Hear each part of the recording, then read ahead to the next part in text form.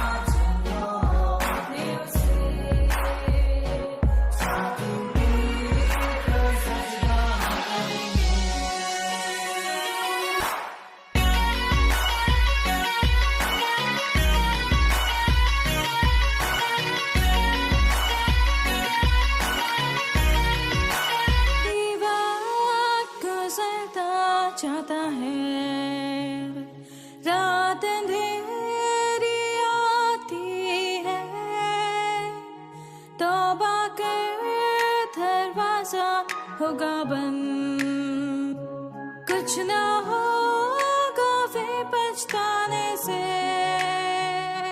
तौबा कर दरवाजा होगा बंद, कुछ ना होगा फिर पछताने से।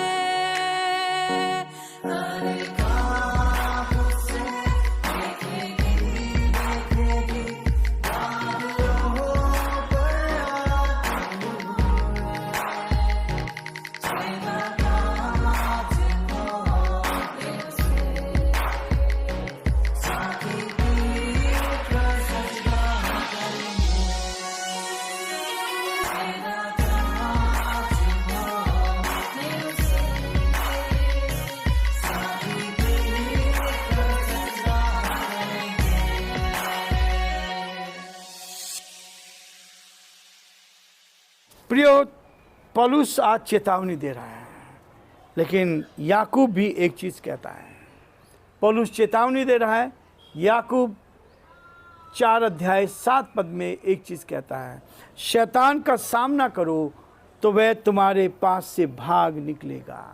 हम शैतान से डर जाते हैं, लेकिन हम कहते हैं, वचन कहता है शैतान का सामना करो तो वो तुम्हारे सामने से भाग जाएगा, निकल जाएगा। परमेश्वर के लोगों पर शैतान का आक्रमण बहुत बार होता है, विभिन्न रूपों में होता है, अलग अलग तरीके से वो करता है, और वो कोशिश करता है कि उसके लोगों को हम पीछे बैकस्लाइड करें। लेकिन प्रिय, वो कहता है शैतान का सामना करने के लिए आत्मा से खड़े हो जाएं। शैतान दुष्ट आत्मा है, लेकिन परमेश्वर ने हमें अपनी पवित्र आत्मा दी है, और पवित्र आत्मा की सामर्थ्य से शैतान हमारा कुछ नहीं कर सकता। हम शैतान को हराते हैं और परमेश्वर में इसके लिए जीत देता है। आज हम इसमें सीखना चाहेंगे कि जब वह चुनौती दे, जब शैतान हमें चुनौती दे, तो हम इस बात का करें, तब हम शैतान पर कैसे जीत पा सकते हैं, विजय कैसे प्राप्त कर सकते हैं। इसलिए पौलुस कहता है, मैं तुम्हें लज्जित करने के लिए ये बातें नहीं लिखता, क्योंकि वो जानता है कि परमेश्वर की सामर्थ जब रहेगी तो हम शैतान का सामना कर सकते हैं। परमेश्वर की सामर्थ रहेगी तब शैतान हमारे सामने से भाग जाएगा और शैतान की ताकतों को हम परास्त कर देंगे। मैं कहता हूँ, परंतु अपने प्रिय बालक जानकर चिताता हूँ। ये प्रियो, ये वचन कहता कि मैं एक बालक के समान आपको बताता हूँ। पहला कुरिन्थियों किसकी, वहाँ की कलीसिया के लिए वो कह रहा है कि मैं तुम्हें एक बालक जानकर, बच्चे जानकर, मेरे प्रिय बालक जानकर आपको चिताना चाहता हूँ।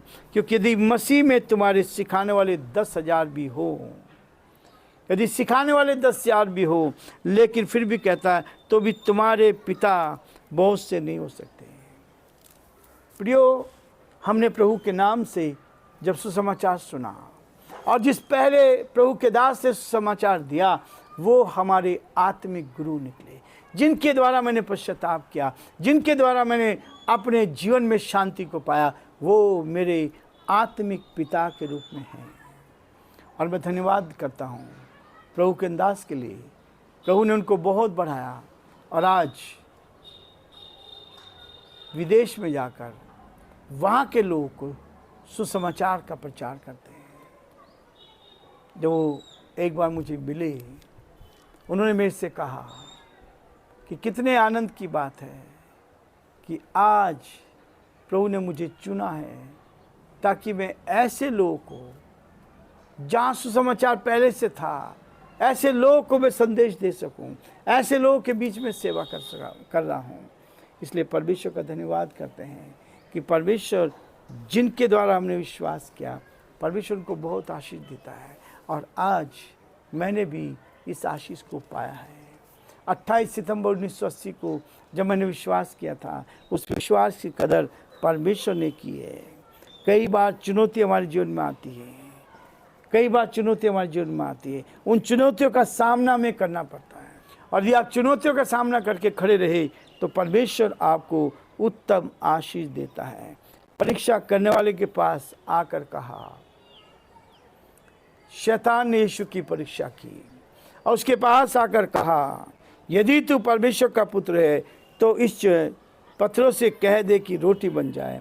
यदि तू परमेश्वर का पुत्र है तो अपने आप को नीचे गिरा दे। प्रियो, ये चुनौती परमेश्वर के वचन से मिलती है। शैतान हर कदम पर चुनौती देता है, शैतान हर कदम पर गिराने की कोशिश करता है। इसलिए वो कहता है कि क्योंकि यदि मसीह में तुम्हें सिखाने वाले 10,000 भी हो तो भी तुम्हारे पिता बहुत से नहीं हैं, इसलिए कि मसीह यीशु में सुसमाचार के द्वारा मैं तुम्हारा पिता हुआ। सुसमाचार के द्वारा मैं तुम्हारा पिता हुआ। और आत्मिक दृष्टि से जिन्होंने मेरे जीवन को बदला, जिन्होंने मुझे सुसमाचार सुनाया, वो मेरे आत्मिक गुरु हैं, वो मेरे आत्मिक पिता हैं। और उनसे जो मैंने सीखा उनको मैंने अपने जीवन में लेने की कोशिश करी। और वही है जो मेरे जीवन को आगे बढ़ाता है। वो चीज़ है जो मुझे इस बात के लिए प्रेरित करता है कि हम प्रभु के साथ और आगे बढ़कर परमेश्वर की महिमा करते चले जाएं। क्योंकि यदि मसीह में तुम्हारे सिखाने वाले 10,000 भी होते तो भी तुम्हारा पिता बहुत से नहीं, इसलिए कि मसीह यीशु में सुसमाचार के द्वारा मैं तुम्हारा पिता हुआ। कुरिन्थियों की कलीसिया को कह रहा है। पौलुस ने वहाँ जाके सुसमाचार का प्रचार किया, लोगों ने विश्वास किया, वहाँ एक कलीसिया स्थापित हुई। और इसलिए कहता है मैं इस कलीसिया का पिता हूँ। जिन्होंने सुसमाचार सुनाया वो लोग पिता के रूप में हमारा आदर भी करते हैं, पिता के रूप में हमारी देखभाल भी करते हैं, पिता के रूप में हमें गाइड भी करते हैं, ताकि हम इस वचन में और अधिक गहराई से आगे बढ़ते जाएं।